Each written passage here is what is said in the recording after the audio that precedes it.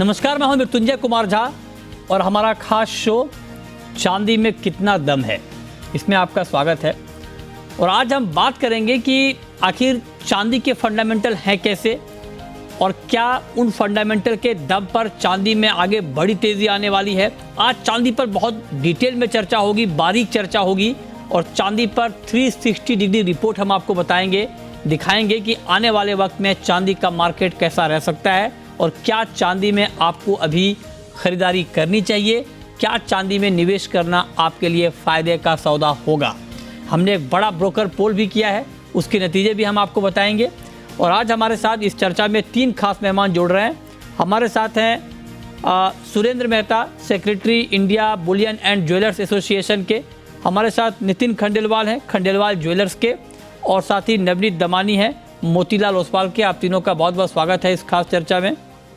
और चांदी की जब हम बात कर रहे हैं, अक्सर हम गोल्ड की बात जब करते हैं तो लगता है कि हाँ, गोल्ड तो निवेश के लिए है ही। चांदी को लेकर थोड़ी दुविधा रहती है कि चांदी का नेचर थोड़ा ज़्यादा वोलेटाइल है और इसमें अंदाज़ा लगाना बहुत मुश्किल काम होता है। तो मेरा सबसे पहला सवाल मेहता जी आपसे होगा कि मतलब जिस तरह से चांदी की चाल हमने पिछले दिनों देखी है, उसको देखते हुए अभी आपको चांदी का मार्केट लग कैसा रहा है और क्या चांदी के फंडामेंटल अब मजबूत हुए हैं? देखिए मृत्युंजय जी, चांदी के फंडामेंटल हमेशा से ही मजबूत रहे हैं, लेकिन पिछले जो 2 महीने की स्थिति हुई है, जो रशिया यूक्रेन का वॉर हुआ है, उसमें गोल्ड को चांदी से ज्यादा इंपॉर्टेंस मिली है, क्योंकि गोल्ड एक करेंसी के इन्फ्लेशन हेज के रूप में और करेंसी को वो एक रिप्लेस करके गोल्ड का इस्तेमाल किया जाना शुरू हुआ है। और जो पेट्रो डॉलर का झगड़ा है वो गोल्ड से रिप्लेस होने की बात हो रही है। और इसी वजह से पिछले 2 महीने से आप देखेंगे कि चांदी एक पर्टिकुलर दायरे में सिर्फ घूम रही है। $24 से $26 के बीच में चांदी सिर्फ घूम रही है। $2 का इसमें मूवमेंट आया है। और यदि आप इसी को गोल्ड से कंपेयर करें तो पिछले 1 महीने में गोल्ड $1888 से लगा के $1980 तक आ गया है। तो गोल्ड में जहां $100 का मूवमेंट हुआ है, चांदी में सिर्फ $1.5 या $2 का ही मूवमेंट हुआ है। इसकी जो मुख्य वजह है कि गोल्ड को इंपॉर्टेंस मिलना, गोल्ड लोग एक इसको एक सेफ हेवन मानना लोगों ने वापस शुरू कर दिया और इसीलिए चांदी थोड़ा सा बैकसीट हो गई है। लेकिन मेरा अब भी मानना है कि चांदी का भविष्य बहुत ही अच्छा है। और जिस प्रकार से चांदी ग्रीन एनर्जी के रूप में जगह जगह पर इंडस्ट्रियल यूज इसके शुरू हुए हैं, तो ये इन्वेस्ट करना और बेहतरीन विकल्प है। और खास तौर पर भारत जैसे देश में जहां पर चांदी को गरीबों का सोना कहा जाता है, तो और अब तो चांदी के बहुत सारे प्रोडक्ट भी अवेलेबल है, सिल्वर ईटीएफ वगैरह जैसे प्रोडक्ट भी शुरू हो गए हैं। लेकिन थोड़ा सा लोगों को चांदी में फिलहाल इंतजार करना पड़ सकता है, क्योंकि फिलहाल गोल्ड अपनी एक गति बनाए हुए है और उसकी जो इम्पोर्टेंस है वो फिलहाल कम नहीं। ठीक है, लेकिन खंडेलवाल जी, हालांकि आपने जो बात कही सर कि गोल्ड और सिल्वर वो ठीक है, लेकिन प्राइस भी बहुत, अगर चांदी में अगर $1 बढ़ जाए तो वो बहुत बड़ी बात होती है, क्योंकि चांदी का प्राइस भी उसी लेवल पे है, $25 $26, और $1 का बढ़ना परसेंटेज टर्म में बहुत ज़्यादा हो जाता है। लेकिन ठीक है खंडेलवाल जी, अब एक बात ज़रा हमें बताइए कि मतलब मैं चांदी की इस चर्चा को 3 पार्ट में रखूँगा। एक तो ये कि फंडामेंटल कैसे हैं और फंडामेंटल के आधार पर प्राइस आगे क्या होने वाला है, और तीसरा ये कि अगर चांदी में कोई निवेश करना चाहे तो उनको क्या अभी निवेश कर लेना चाहिए, करना चाहिए तो किस फॉर्म में करना चाहिए चांदी में इन्वेस्टमेंट। ये 3 मेन फोकस पॉइंट है आज हमारा चर्चा का। तो आपसे मैं ये जानना चाहता हूँ, अभी हम फंडामेंटल की बात कर रहे हैं, फंडामेंटली, क्योंकि कहा जाता है कि जब भी आप इन्वेस्ट कर रहे हैं कहीं भी, वो इक्विटी में भी ये लागू होता है कि फंडामेंटल को ज़रूर देखें। चांदी का फंडामेंटल क्या अभी आपको सस्टेनेबल दिख रहा है क्या खंडेलवाल जी? चांदी का फंडामेंटल इसलिए सस्टेनेबल दिख रहा है कि मैं पिछले 4 साल से देख रहा हूं कि 3 से 5,000 10,000 स्क्वायर फीट के भी शोरूम इंडिया के अंदर चांदी में बनना शुरू हो गए। अगर आप वहां पे विजिट करते हैं तो डाइनिंग टेबल से लेके सोफे से लेके सोफा सेट से लेके तो इतने सारे आर्टिफैक्ट्स इसमें आ चुके हैं चांदी के अंदर कि जिसकी वजह से ऐसा कहते हैं कि सप्लाई क्रिएट्स अ डिमांड।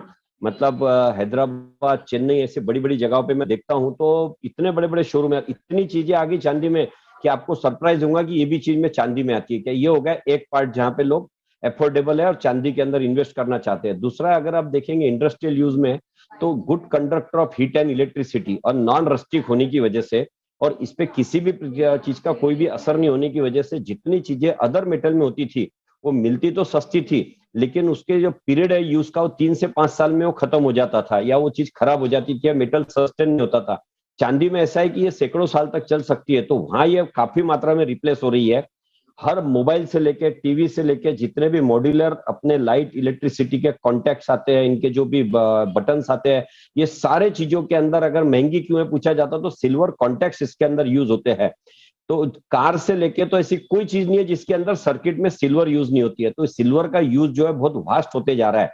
अब ये थोड़ा सा जो लड़ाई का माहौल है उसकी वजह से उसका थोड़ा सेल कम है, लेकिन आप एक चीज देखेंगे कि 0.5% अगले महीने के अंदर फिर फेड के इंटरेस्ट रेट बढ़ना तय है। उसके बावजूद भी गोल्ड और सिल्वर में जरा भी कमी नहीं आ रही, जबकि ये न्यूज के अंदर तो सोने चांदी के रेट धराशायी होना चाहिए, लेकिन वो सारे फैक्टर इन करने के बाद में भी आज सोने चांदी के अंदर पूरी तेजी है।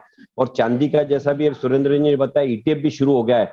तो चांदी में कुल मिला के अगर देखा जाएगा तो अच्छी डिमांड है। आज भी 2000 टन के आसपास में इंडिया में इंपोर्ट होती है और 1200 टन के ऊपर इंडस्ट्रियल यूज इंडिया में भी होता है। तो इसके फंडामेंटल्स अगर सारा देखा जाए, और एक और बात मैं मृत्युंजय जी बताना चाहूंगा कि सोने में तो अपना रिकॉर्ड 2 बार टच कर लिया है और अपना ही रिकॉर्ड 2 बार ब्रेक कर लिया। चांदी का जो इसका $50 के आसपास का है, उससे तो ये आधी दूरी के ऊपर ही है।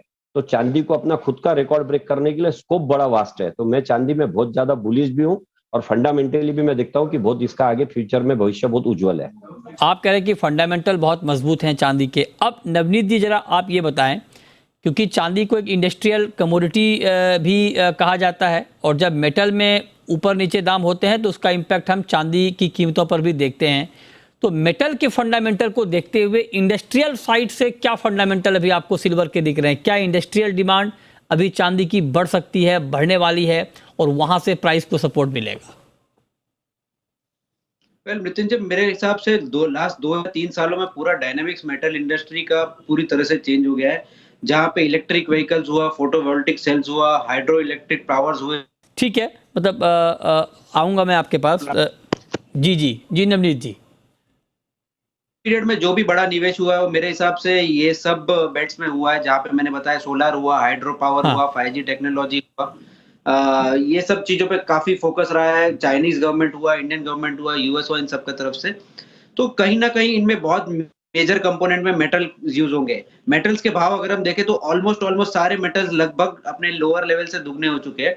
और एक बेस्ट सब्स्टिट्यूट हम कह सकते हैं कि चांदी एक काफी स्ट्रॉन्ग और स्टेबल सब्स्टिट्यूट है काफी सारे मेटल्स का, जहाँ पे कॉपर, निकल, जिंक को कुछ हद तक चांदी रिप्लेस कर सकता है।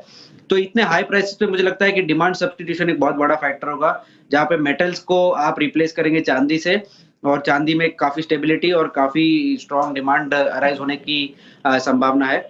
और जैसे मेहता जी ने बताया कि ये गरीबों का सोना है, मुझे लग रहा है कि ये आने वाले वर्षों में अमीरों के लिए भी यही सोना रहेगा, बिकॉज सोने के दाम इतने ऊंचे हो गए हैं। और यहाँ से जो इंक्रीमेंटल गेन्स है वो कहीं ना कहीं थोड़े से कंफ्यूज रहेंगे, क्योंकि आने वाले कुछ महीने या कुछ क्वार्टर्स में हम देखेंगे कि फेड सस्टेनेबल बेसिस पे इंटरेस्ट रेट के साथ प्ले करने वाला है। और जब जब इंटरेस्ट रेट हाइक होता है, क्लियर लॉजिक है कि सोने के प्राइस में दबाव देखने मिलता है। और अगर रिस्क प्रीमियम जैसे वॉर प्रीमियम वगैरह है, ये सब भी इरोड होने लग गया, तो सोने के प्राइसेस में थोड़ा बहुत हमको करेक्शन या एक कंसोलिडेशन देखने मिल जाएगा।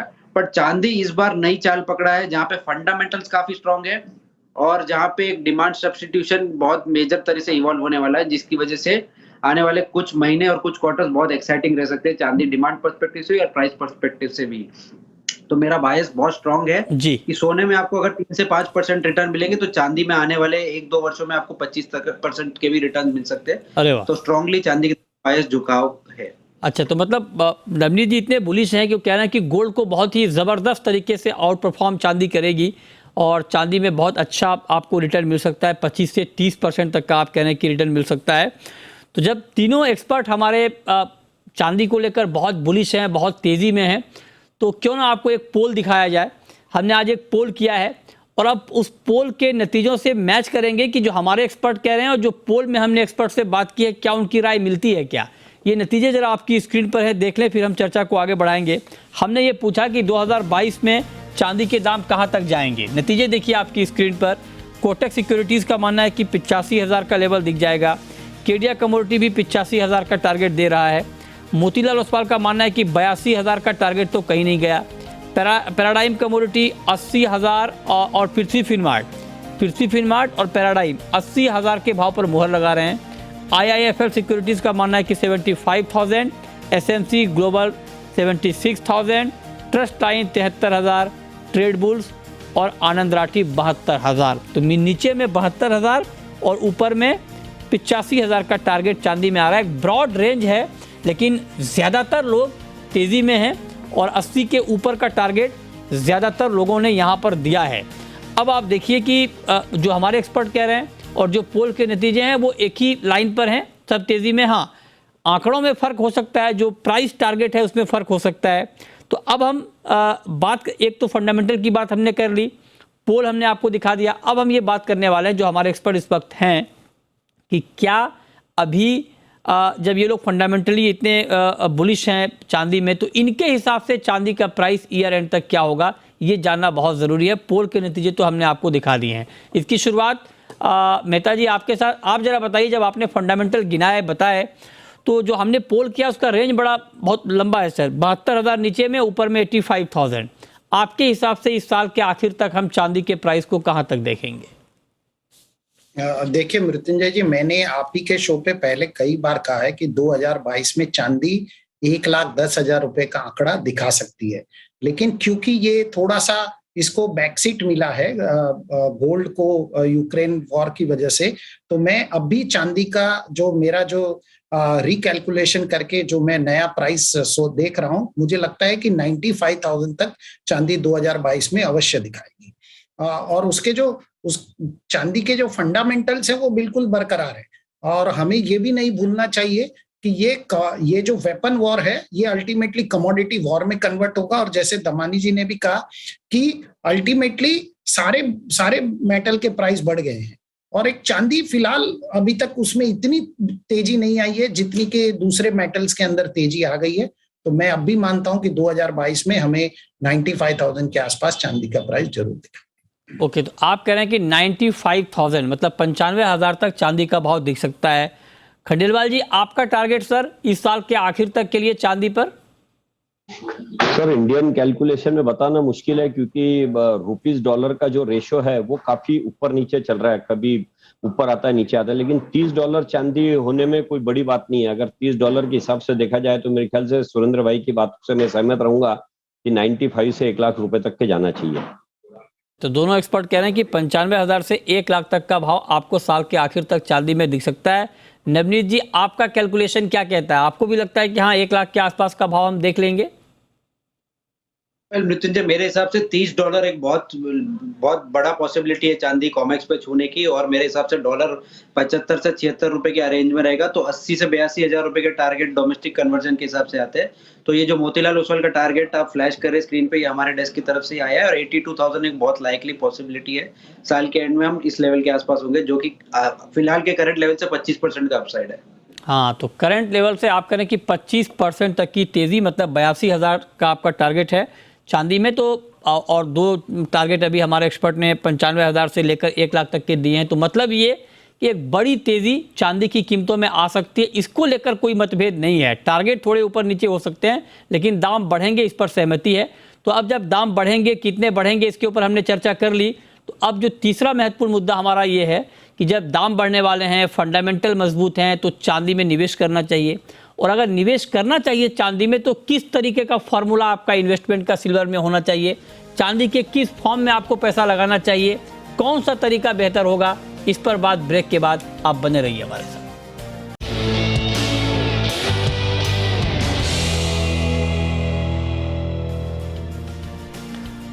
ब्रेक के बाद भी हमारी खास चर्चा जारी है। हमारे साथ तीनों खास मेहमान बने हुए हैं आपको बताने के लिए कि चांदी में आखिर कितना दम है। अब मेहता जी, मेरा सवाल आपसे ये होने वाला है कि जब आप लोगों ने कहा कि फंडामेंटल मजबूत हैं, तेज़ी आगे बढ़ेगी, 1 लाख तक भी भाव जा सकता है, 1 लाख रुपए तक, तो अब जरा आप बताइए कि चांदी में निवेश का फॉर्मूला क्या होना चाहिए, किस तरीके से चांदी में पैसा लगाना चाहिए? देखिए मृत्युंजय जी, फिलहाल जो भारत के अंदर निवेश के बहुत लिमिटेड ऑप्शन चांदी में अवेलेबल हैं।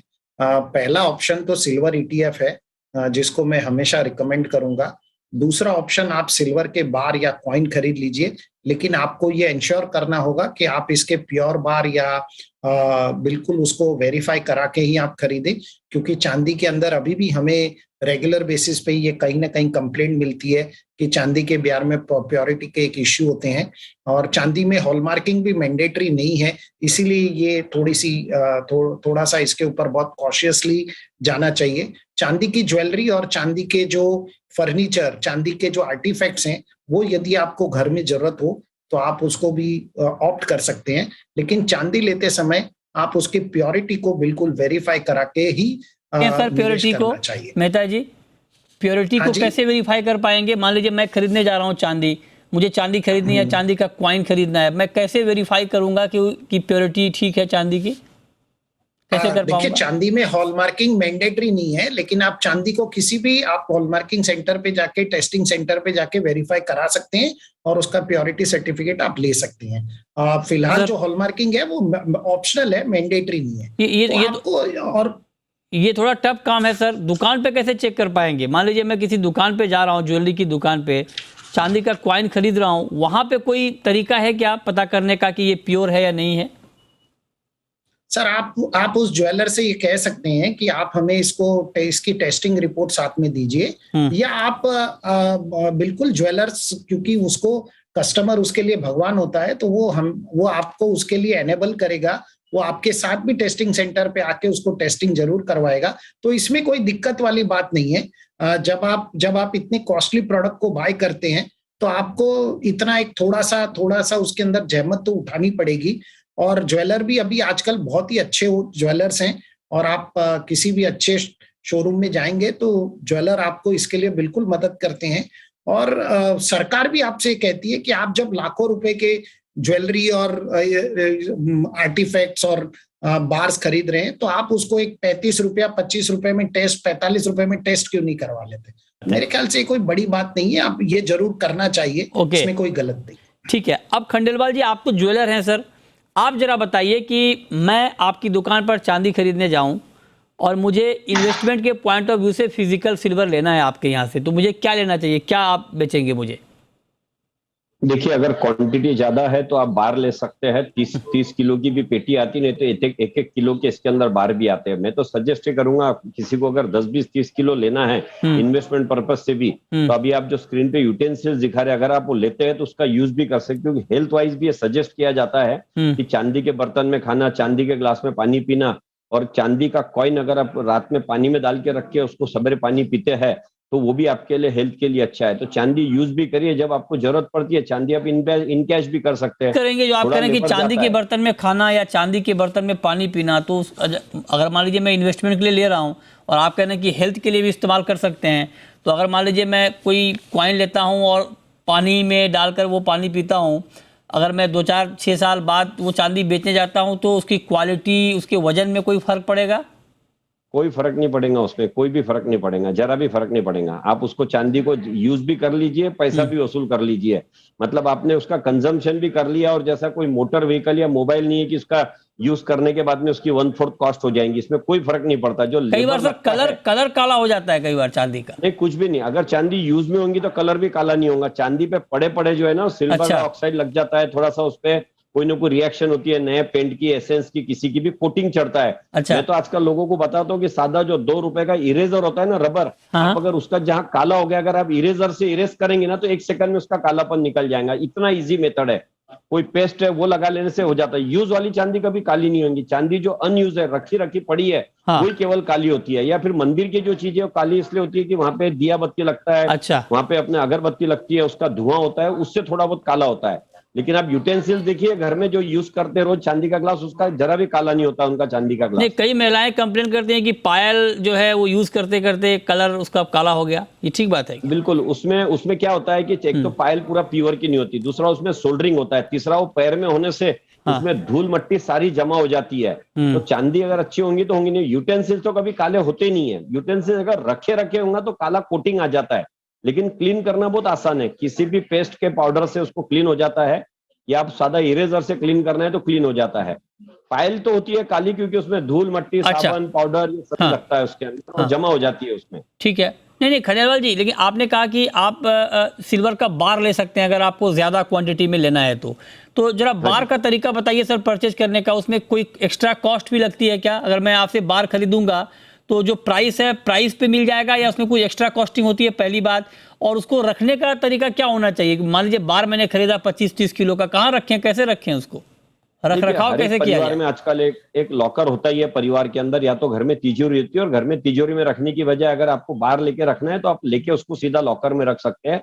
और 1-1 किलो के बार मिलते हैं। एक ही डिसएडवांटेज है सिल्वर में गोल्ड से कंपेरेटिवली कि इसके बार का वेट फिक्स नहीं आता है। एक आध दो कंपनी है जो फिक्स वेट का बार करती है, वो करती है तो थोड़ा प्रीमियम लेती है, लेकिन प्रीमियम नहीं देना है तो आप 1-1 किलो के आसपास के लीजिए। 30 किलो लेना है तो उसका एक पेटी आती है, पूरा इंपोर्टेड पेटी आती है, उसका 49 प्योरिटी पे उस पर स्टैंप होता है, और उसके पेटी कट टुकड़े भी आते हैं, मतलब 3 किलो 5 किलो के एक ऐसे बार भी आते हैं। लेकिन एक ही डिसएडवांटेज है सिल्वर में कि उसके वेट फिक्स नहीं आते जो बार के होते हैं, तो आपको वह सामने वेट करा के लेना चाहिए। और प्यूरिटी आजकल बहुत बड़ा कंसर्न नहीं रहा, क्योंकि ट्रांसपेरेंसी बहुत आ गई है। ट्रांसपेरेंसी आ गई, लोगों में अवेयरनेस बहुत आ गया है। जिस जगह से लेते हैं वहां पे बेचने चले जाते हैं, एक जगह से लेके दूसरी जगह पे वेट कराने, क्रॉस चेकिंग के लिए भी जाते हैं, प्यूरिटी भी चेक कराने जाते हैं, तो उसमें फ्री में काम हो जाता है उनका, कोई उसमें पैसा नहीं लगता है। और 35 रुपए मात्र में 1 किलो चांदी या 25 किलो चांदी भी आप टेस्ट करा सकते हैं। ये भी सरकार ने व्यवस्था उपलब्ध करा दी है। ओके, तो ये तरीका फिजिकल सिल्वर बाई करने का। लेकिन अगर आपको डिजिटल सिल्वर खरीदना है तब क्या करना चाहिए, ये नवनीत जी बताएंगे। नवनीत जी, आप कोई ऐसा तरीका बताएं। ये तो हमने फिजिकल में जान लिया कैसे खरीदना है, लेकिन मान लीजिए मुझे फिजिकल नहीं खरीदना है, मैं लॉन्ग टर्म का इन्वेस्टर हूँ, डिजिटल तरीके से चांदी खरीदनी है, तब क्या क्या उपाय हैं सर, क्या तरीके हैं? मृत्युंजय, होता यह है कि हमारे पास बहुत सारे क्लाइंट हैं ब्रोकिंग फैटर्निटी में जिनको चांदी तो इन्वेस्ट करना है, बट चांदी में बल्कीनेस ऑफ द कमोडिटी में उनको 30 किलो या 5 किलो का बार नहीं लेना है। पहला तो उनको लेते वक्त प्योरिटी का कंसर्न रहता है, दूसरा उसको स्टोर कहाँ करना है ये भी एक कंसर्न रहता है। तो लास्ट कुछ महीनों में एक बहुत बड़ा एक ब्रेक थ्रू आया है चांदी इन्वेस्टमेंट में, जहाँ पे सिल्वर ETF उपलब्ध हो गए हैं, और इंडिया में भी सिल्वर ETF अब मौजूद है। 1-2 कंपनी के सिल्वर ETF ऑलरेडी लिस्टेड है और NSE BSE पे ट्रेड हो रहे हैं, जहाँ पे आप सिल्वर डिजिटल फॉर्मेट में खरीद सकते हैं, जहाँ पे आप चांदी में इन्वेस्ट कर सकते हैं और आपको NAV मिलती है जो कि लगभग चांदी के भाव के हिसाब से है, और उनका जो भाव का मूवमेंट है वो भी फिजिकल मार्केट में जो चांदी है उसके अकॉर्डिंग्स में चलता है। तो मेरे हिसाब से एक बहुत अच्छा विकल्प है सिल्वर ETF में इन्वेस्ट करना। जो आपका एक बल्क क्वांटिटी में इन्वेस्ट करना चाहते हैं तो बल्क में भी, और आप स्टैगर्ड वे में SIP के थ्रू इन्वेस्ट करना चाहते हैं तो उसमें भी इन्वेस्ट करने को अपॉर्चुनिटी मिलती है। और साथ साथ में प्योरिटी का कोई टेंशन नहीं है, होल्डेज और स्टोरेज वैल्यू का कोई टेंशन नहीं है। तो आप डीमैट फॉर्म में आप सिल्वर होल्ड कर रहे हैं, और जब चाहिए तब आप एंटर कर सकते हैं, जब चाहिए एग्जिट कर सकते हैं, without physically going to the shop, without any physical transactions. बहुत शुक्रिया नवनीत जी आपका, सुरेंद्र मेहता जी आपका, नितिन खंडेलवाल जी आपका हमारे साथ इस खास चर्चा में जुड़ने के लिए और डिटेल में बताने के लिए कि चांदी में कितना दम है और चांदी में किस तरह से बाइंग करनी चाहिए। बहुत शुक्रिया आप तीनों का। छोटा सा ब्रेक के बाद भी खबरें जारी हैं। नमस्कार।